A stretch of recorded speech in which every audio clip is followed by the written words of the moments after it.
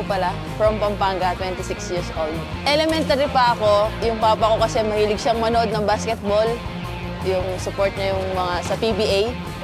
Then nakita ko siya, nanonood siya, nag-enjoy siya. Ako naman po, tinry ko din manood. Hanggang sa mag-high school ako, second year, high school. Nagkaroon ng basketball varsity sa school namin. Noong second year high school ako, nag-start na ako mag-basketball until college. Until now, nag-aral po ako sa University of the Assumption sa San Fernando po, sa Pampanga po yun. Ang course ko po ay Industrial Engineering. Almost 3 years din po ako nag-work sa profession ko talaga. Lately lang po ako nag full-time referee. Actually, 1 year pa lang po ako nagre-referee eh. Naglalaro po ako nun sa May Angeles. Ngayon, yung lahat po kasi ng mga liga sa amin, yan, nasasalian ko, yung kukontakan ka ng mga tao, ganun. So, ang nangyari po kasi nun, yung mga referee, sabi sa akin, hindi ko na makakalimutan yun eh. Sabi sa akin ng mga referee, "Idol, ba't hindi ka mag-referee? May potential ka kasi naiintindihan mo kami eh." Huh? Di po ako marunong yan eh.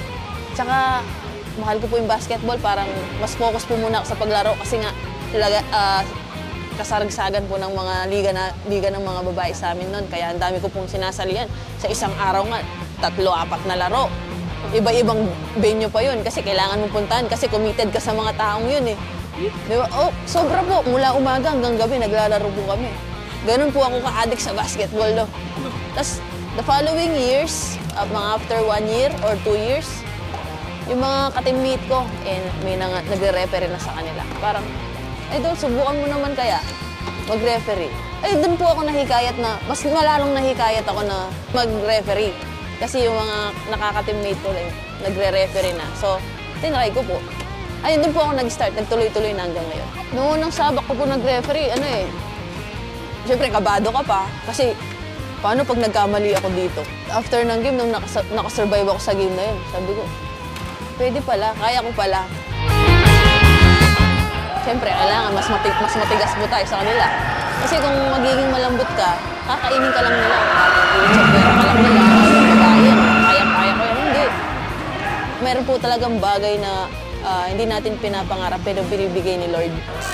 Kung sakali man po, at ibigay ni Lord sa akin, soon po at least, ma-represent ko man lang yung Pilipinas na nagre-referee ako sa international. Baka sa Olympics, World Basketball, nadala ko yung Philippines, di ba? Tapos lady referee.